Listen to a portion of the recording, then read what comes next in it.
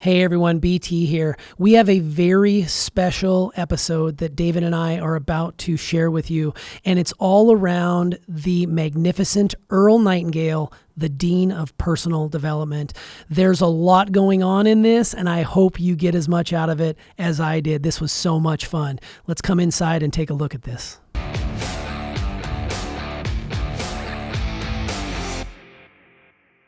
Hey everyone, this is BT and welcome to this very special edition of the Successful Mind podcast. I usually don't introduce these episodes, but today I am, because David and I are going to talk a little bit about the Dean of Personal Development, none other than Earl Nightingale, on what would have been his 100th birthday today.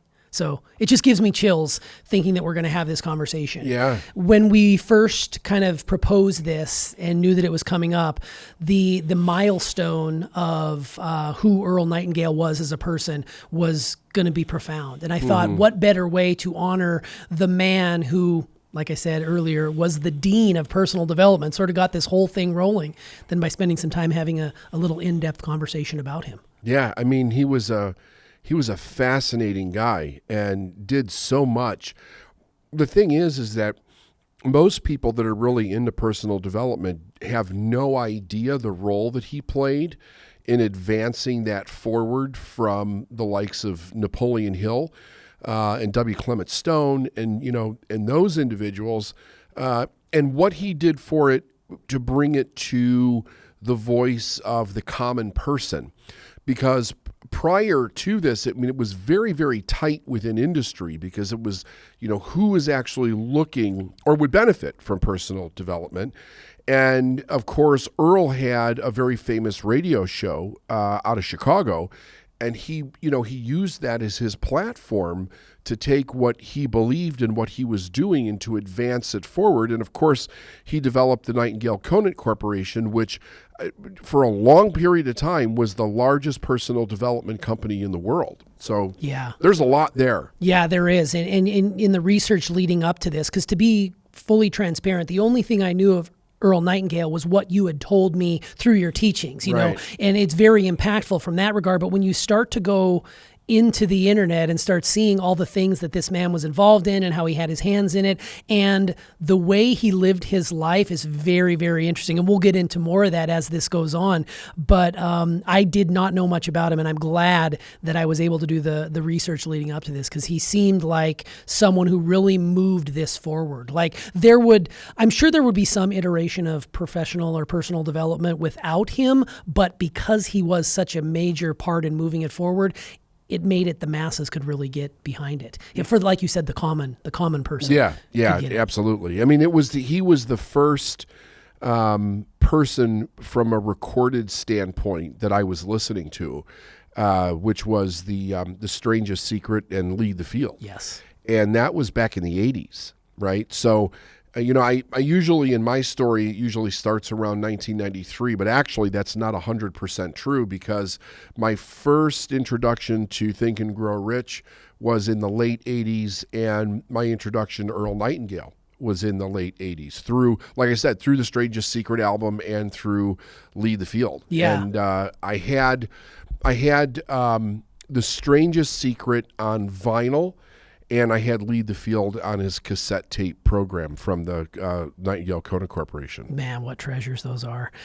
Could you, since you already went there organically, could you talk a little bit about how you came to know of Earl and the impact that he had on you very early on in this journey? Because it seems to me like you were introduced to him when you were beginning this journey in this lifelong study. Yeah, so the interesting thing about it was that I was working for Metropolitan Life, selling life insurance in the late 80s. And the whole philosophy around taking a rep in off the street and, training them up to be a life insurance salesperson, which interesting for me was that right from the very beginning, I apparently had this attraction to doing something where I could control my destiny and the amount of money that I made, but I was uneducated. So I was looking within the confines, so to speak, especially back in the day when there wasn't as much, this is no internet, right? So what could an uneducated person do to really gain control over their own income and move in that direction? So I end up selling life insurance for Metropolitan Life, and it was recommended to me that I get Think and Grow Rich, the book, and study that, and then we would get a pamphlet once a month from Nightingale Conant Corporation, which would have all the different programs that they would offer. Now, what was interesting about that was that the staple program was Lead the Field. So I got that immediately. And Lead the Field was a program that Earl designed to really be attractive to corporate people. But what most people don't realize about that program is that all the universal laws are in that program. They're just hidden. So he's not so much talking about spirituality or the laws of the universe, even though he does mention universe and he does mention laws, but it's almost kind of like, there are certain laws in the universe that just can't be changed, like gravity, and, there's cause and effect. And he talks about them from a way that the average corporate person would totally accept it without understanding exactly what the hell they were actually listening to and how powerful and how much of a spiritual connection was being drawn in their mind, but they weren't even aware of it at the time because there was no corporation on the planet that would touch it. that would touch anything like that.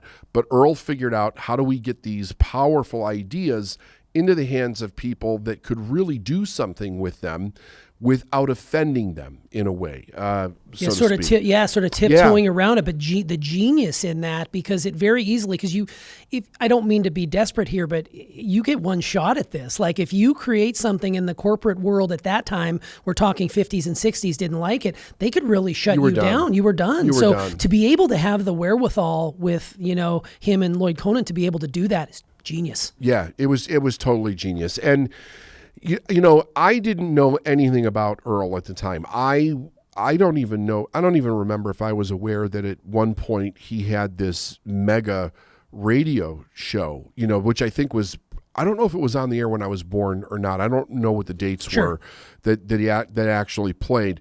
But later on, because I learned so much by listening to those albums of his, I did not learn much about him until the mid-90s when I was introduced to Bob Proctor, who actually worked, Earl was his mentor.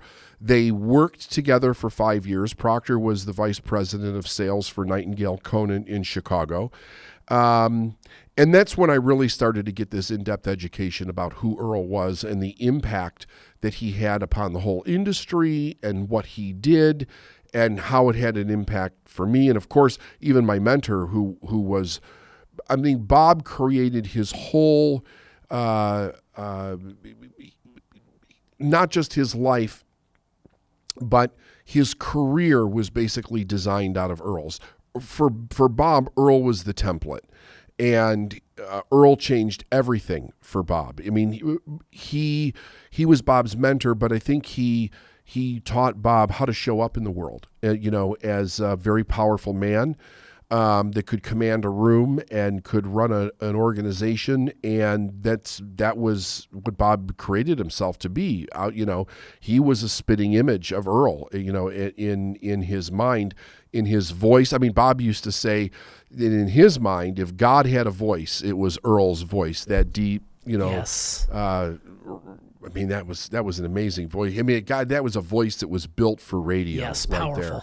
So that was kind of my journey on how it was Bob that taught me more about Earl than anything. Yeah, I love the through line of, Earl to Bob to you, and then to the thousands of people that you've imparted your wisdom upon. I love the visual of that being the template for which we all can live a better, more fulfilled life. I think that's just so powerful. It's so impactful. Yeah, even it's interesting how many people he touched, because you could directly trace back So if you come through the lineage of Tony Robbins, so I come through the lineage of both Robbins and Proctor, which is an interesting thing in and of itself, because most people come through like a Jim Rohn or a Proctor or a Robbins, but Robbins comes through the lineage of Earl also. Actually, Tony interviewed Earl, I think it was in the late 70s, because Tony's career started around 78, I think.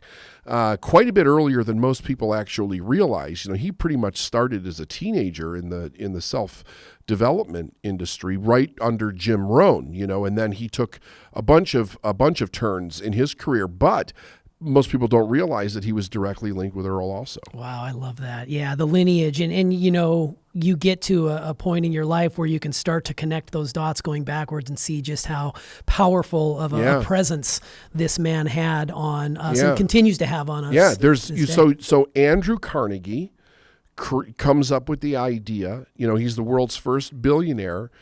And he realizes there's principles, there's absolute principles. And, he's a poverty-stricken youth that comes from Scotland, builds what we know as U.S. Steel. And then he's like, something?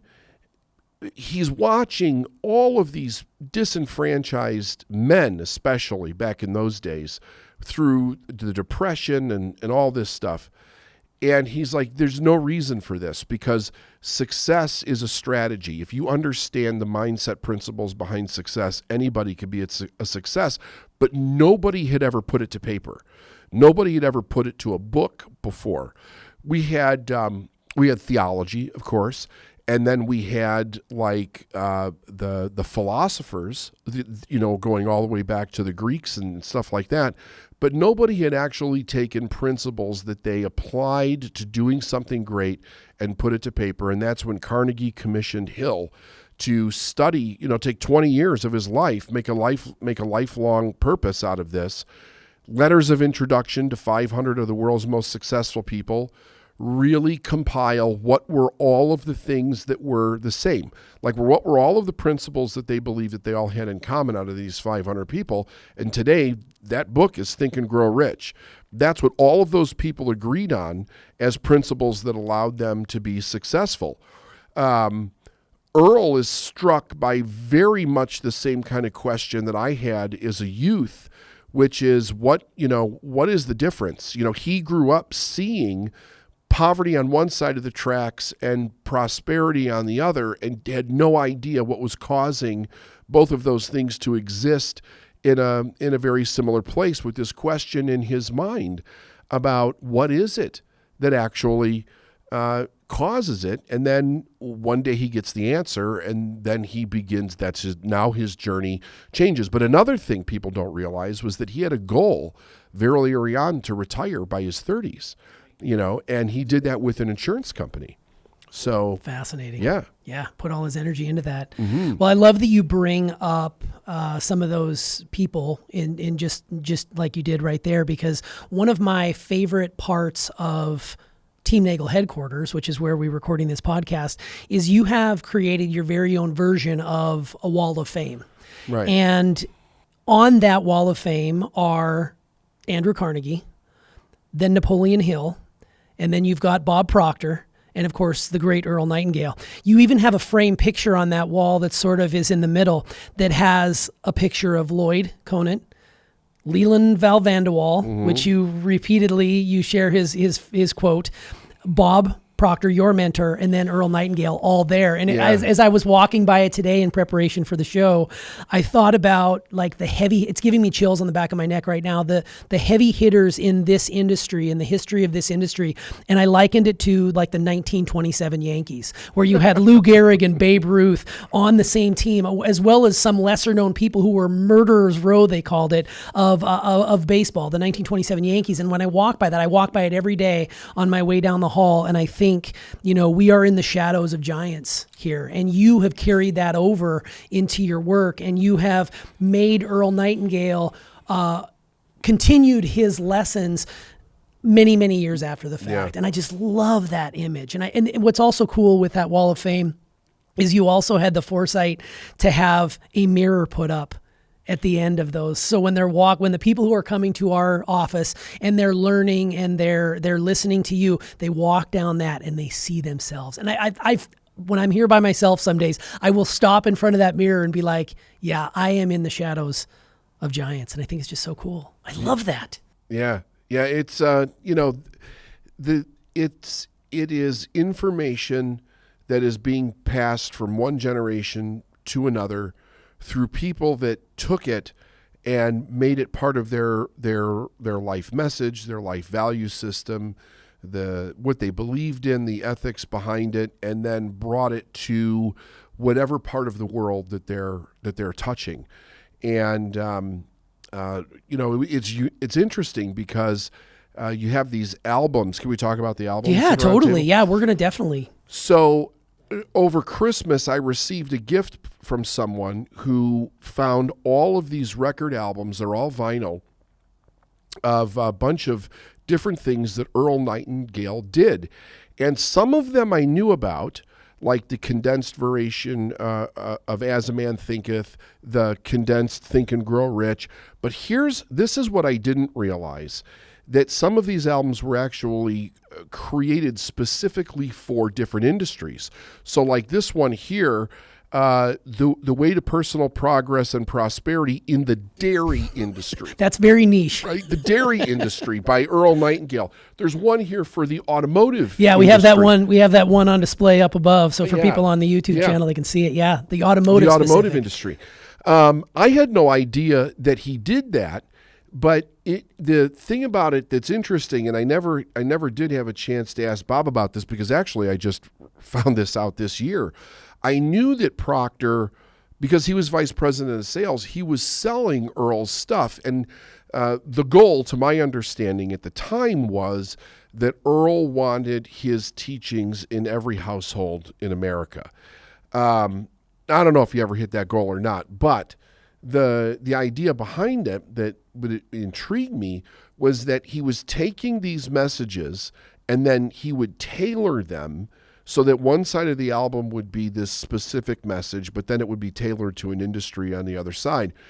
And as I listened to some of these, I was like, oh, gee, I wonder how he did that.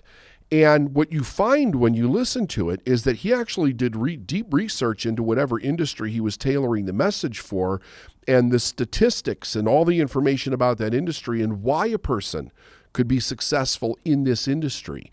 And here was how to think about this in order to be successful in that industry.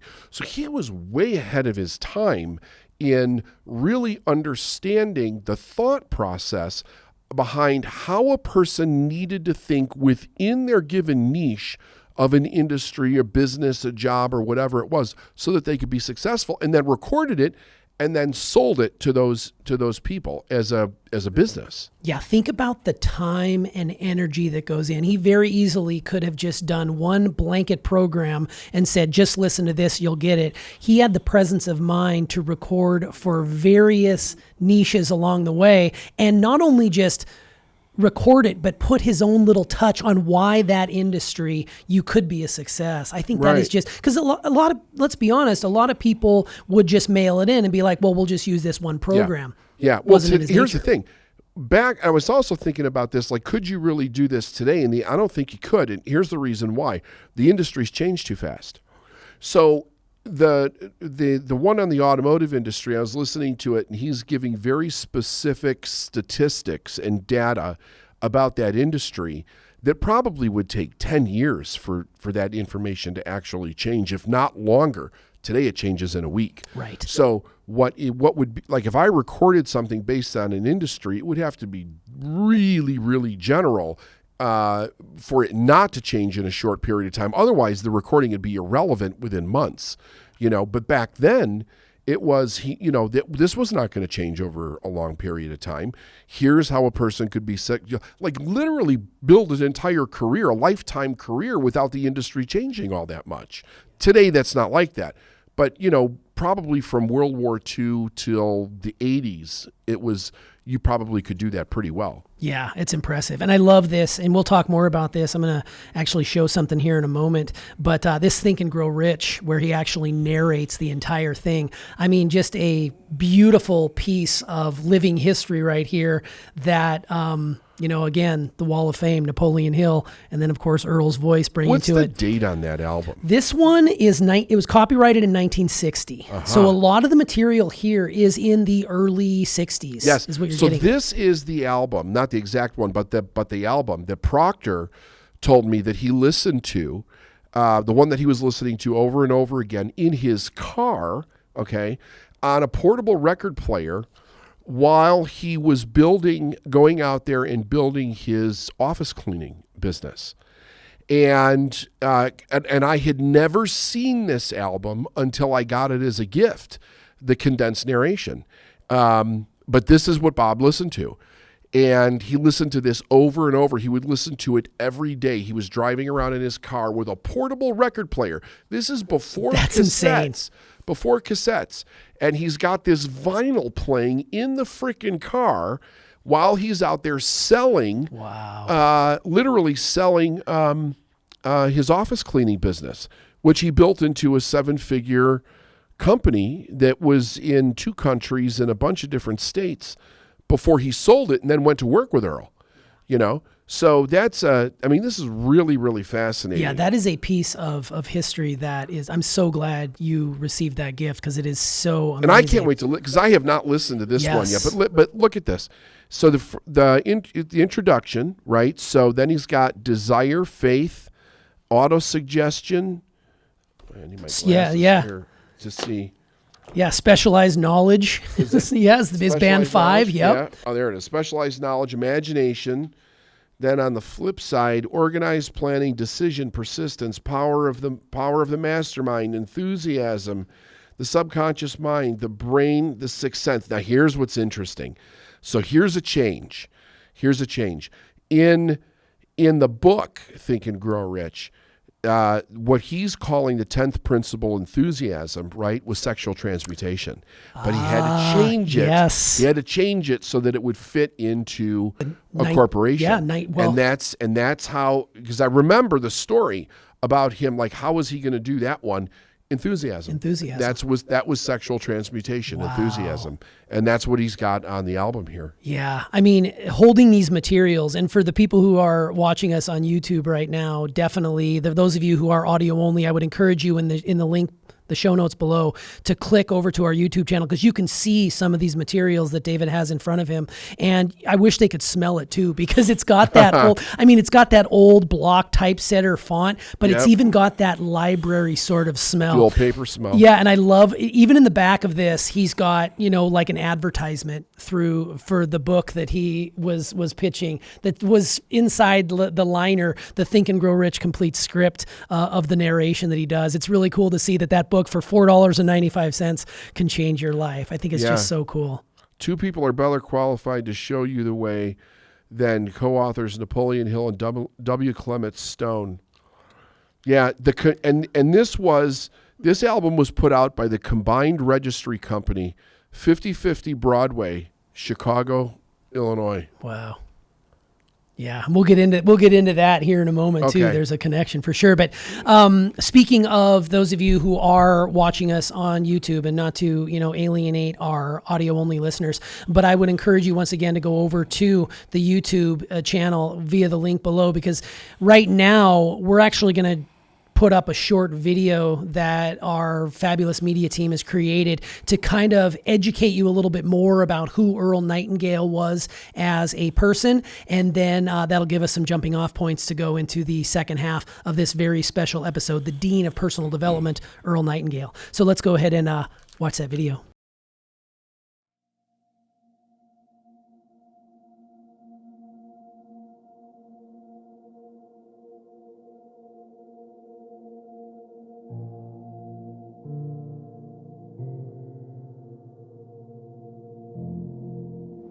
For most of the world, today is just another Friday in March, winter's last gasp, holding on with all its might before the trees begin to bloom. the grasses turn to a deeper shade of green, and the sunshine becomes more frequent. On this day, however, it marks a significant milestone that many wouldn't give a second thought to. On this day, March 12th, we celebrate the life of the Dean of Personal Development in what would have marked his 100th birthday. That man, a complete legend in our industry, is none other than the incomparable Earl Nightingale. Earl was born in 1921. At a young age, his father abandoned the family, forcing his mother to relocate to a tent city in Long Beach, California. During this time, which was in the thralls of the Great Depression, his mother managed to raise Earl and his two brothers on a meager wage as a seamstress at a sewing factory. Although he was growing up poor, Earl knew there was something more for him, constantly feeding his mind with trips to the Long Beach Public Library. His mother would read to the boys often, instilling in him the value that knowledge can carry you far in this world. In fact, it was her encouragement that got Earl to go to the library and seek out the answers around what it takes to be a success. She would repeatedly tell him that no one single book could have all the answers. And Earl, being slightly rebellious, believed in fact that that book did exist. This he made his personal mission to find it. Seeking out the true meaning of success would become his life's purpose. This journey would eventually stoke his lifelong love of learning, leading him to become one of the greatest minds of his generation and a true expert on the principle of success and what it takes to be successful.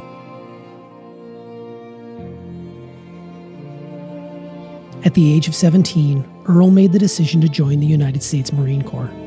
It was during his time in the Marines that he was given an opportunity to work on a local radio station as an announcer. Here is where the desire to be a radio personality began to flourish. Years into his service as a Marine, he found himself stationed in Hawaii on the USS Arizona.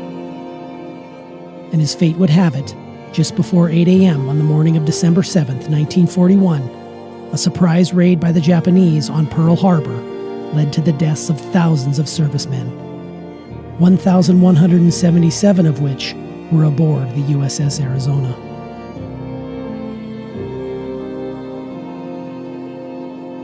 Only 15 of its crew would survive that fateful day, one of them, of course, being Earl Nightingale. The USS Arizona lies at the bottom of Pearl Harbor to this very day, beneath a memorial that was dedicated in 1962. When Earl left the Marines, he never forgot his time spent on the radio. He eventually found his way to Chicago, where he began hosting a daily commentary program on WGN Radio. He was enjoying great successes in this time of his life, and for the next 13 years he flourished as a motivational speaker, an author, a radio character, and a commissioned advertiser. It was at the height of this time in his life when Earl, at the age of 29 years, was introduced to the book Think and Grow Rich by Napoleon Hill. It was then where he was immediately struck by the realization that we become what we think about. This was the message he was seeking his entire life, formed in those early years at the Long Beach Public Library, those hours listening to his mother read to him. The clouds had parted, and everything fell into place with those 6 simple words. The questions he had had since he was a little boy around success, what is success, now seemed fully answered and realized. If you don't know about the things I'm going to say, you've been holding yourself back, not only on the job, but you're also missing a big percentage of the... These profound answers, which were now coalescing into more clarity, led him to begin working on his book, The Strangest Secret. By 1956, it was not only a successful book, but also became a hugely successful spoken word album. This recording, which adorns our very podcast studio, sold over 1 million copies and became the first album of this nature to achieve gold record status. An incredible achievement considering its time. More than 20 years of research on one subject, and that is, why do some people do so well in life, while so many more do not? On the back of this success, Earl accepted an offer from Lloyd Conant, who had founded a small mail order company in Chicago. Together, they formed the company Nightingale Conant Corporation of Chicago, which pioneered the personal development industry and set in motion what we know today. Under Nightingale Conant, they also developed a short daily radio program titled Changing Worlds, produced another successful audiobook titled Lead the Field, and more spoken word records like Think and Grow Rich, The Essence of the Immortal Book by Napoleon Hill. These works remain to this day the foundation for personal development, and so many have been affected by their contents. You can get a mental image of the person you would most like to become. Begin now to act as that person would act in everything you do. Gradually, imperceptibly, you will actually become that person. The many achievements of Earl Nightingale are almost too vast to list. Along with being awarded the first ever Golden Record for his work on The Strangest Secret, he received the Golden Gavel Award from Toastmasters International, was inducted into the National Speakers and Association Speakers Hall of Fame, as well as the Association of National Broadcasters and National Radio's Hall of Fame.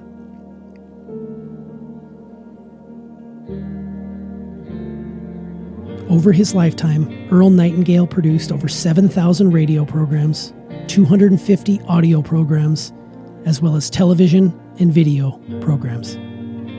Even before his death in 1989, he had created a new format for a book titled The Winner's Notebook, which included his written words, his own illustrations, and even a space for journaling. On March 25th, 1989, Earl Nightingale passed away, leaving behind a legacy that impacted millions. His good friend, iconic radio personality Paul Harvey, spoke of Earl's death on his own syndicated program, saying simply, "The sonorous voice of the nightingale was stilled." To this day, even 100 years after his birth, we seek out Earl Nightingale's words of wisdom through replays of his work. These iconic recordings, which live in perpetuity on poetic vinyl and streaming platforms, continue to speak to millions around the world. And that message, to live life to its fullest.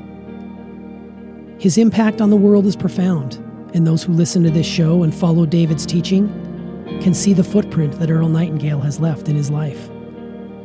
His philosophy that anyone can reach their highest potential merely through living by one simple message: you become what you think, you reap what you sow, and you must provide service to others that you meet.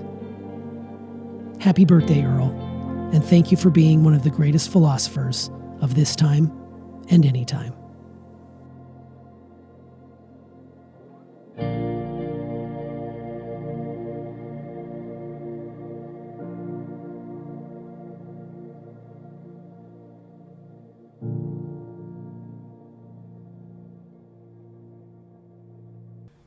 Nice job there, Tuss. Oh, man. That's something.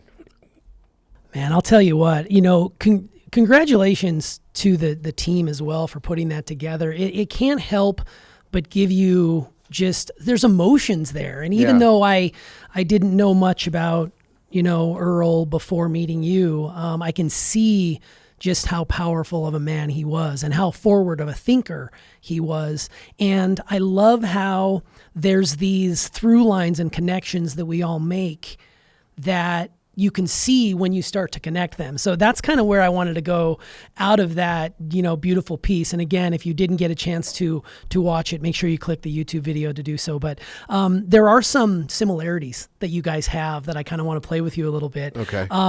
The first one that came to mind after watching this, and I had no idea about the USS Arizona until you had mentioned it to me a few weeks back, cheating death. To be one of only, there's varying reports. There was 12, there was 15, however many it was. Right. There were thousands of people who lost their lives in that raid.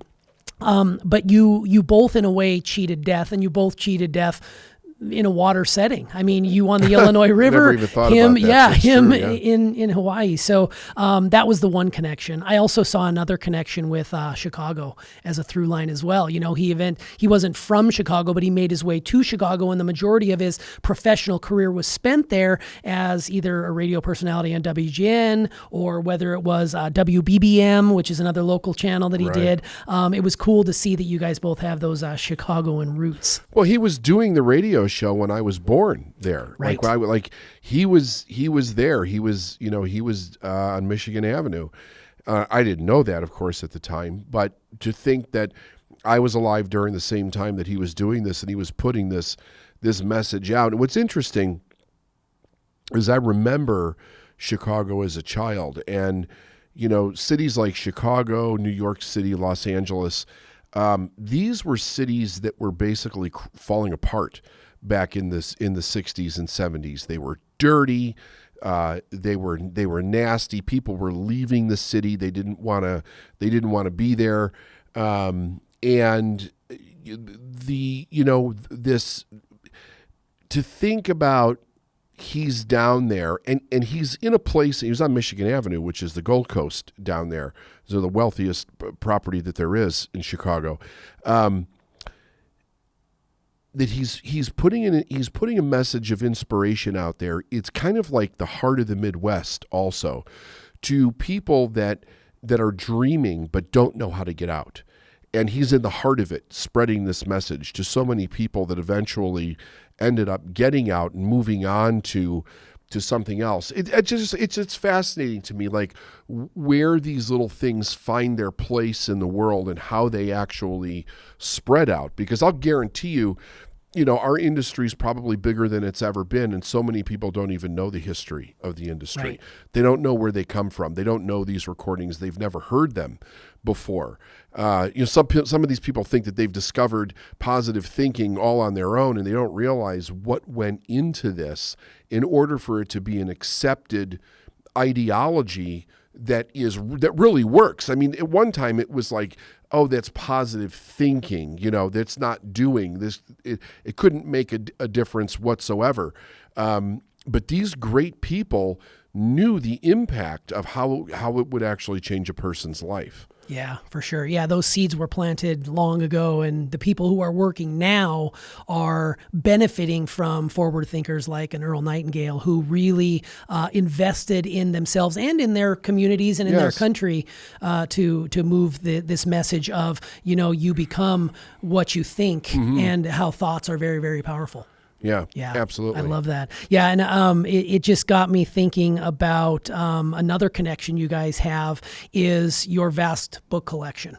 Like, I remember when you moved into your home a few years ago, I had the pleasure of unpacking that very room and sort of helping to set that up. And there are thousands and thousands and thousands of titles, and that has since expanded, of course, in both the physical and the digital capacity. But I was reading something today that he had over 6,000 books in his collection. He's ahead of me. Yeah, but you're getting there. You got some time. And it's that lifelong love of learning that you guys both they have and continue to move that message forward. And not only that, but he does have North Carolina roots as well, because he first got his start in radio here in this state when he was in the Marines. That's when, right? Yeah, in the video I briefly mentioned that he was on a radio as an announcer, and that happened right here in this state as a Marine. So I didn't know that. So cool. Yeah. So there's all different sorts of through lines, whether it's cheating death over, through water, the Chicago connection, the books, and the lifelong love of learning, and of course, North Carolina. It's really cool to see that. So, yeah, I mean, one of the things that I loved, and there was a shot of Paul Harvey in there, and it kind of jogged a memory of me, crowding around the AM radio that my grandma used to have in her house, where we would listen to, the rest of the story with Paul Harvey. And it was nice to see he's probably my version of Earl Nightingale, that soothing voice that came over the radio. It was nice to see him pay tribute to the man when he passed away in 1989, because his program, Our Changing World, which you can still find out there on YouTube, there's some really good stories that are there. It's very, very very much you can see how not only did Earl Nightingale inspire you and so many thousands of others, but he also inspired clearly Paul Harvey because they were growing up in the same time, and it was just such a cool thing. So as we wind this down, just a couple more questions, and we'll be on our way. In your opinion, what is Earl's legacy, and how does what he taught back then still hold true to this day? I think that the thing that Earl did was he took, because I have heard stories like, so most people probably don't know this story either. Apparently, the way that it was told to me was that Lloyd Conant, when he hooked up with Earl gave him the book, The Science of Getting Rich by Wallace Wattles, which was interesting because I've never found any work that Earl actually did with a reference to this, but I know the stories. He gave Lloyd Conant the book, The Science of Getting Rich, and Lloyd went home and read it over a weekend and came back and told Earl that they were going to build a company based on the philosophy of that book. So the Nightingale Conant Company, the entire philosophy of that company and what they attempted to do was based off of not Napoleon Hill, but the Science of Getting Rich by Wallace Wattles, which I was like, I had no idea, but Proctor told me that, and they were all sitting, and Bob was told the story in Lloyd's kitchen in his house. They were telling him this story. So the interesting thing is this: the message has it's very steeped in spiritual philosophy. And the genius of Earl was to take these messages and convert them in a way where they could get them out to men and women who would previously, because of the way that the messages were previously structured, probably reject them. Probably wouldn't have had a choice but to reject them because they would have not been tolerated in the workplace, and or they would have butted right up against whatever religious philosophy was in the home at the time. So there were two kind of enemies to this going into it. And he changed it in a way that was completely non-threatening. If you listen to Nightingale, number one, his voice is commanding.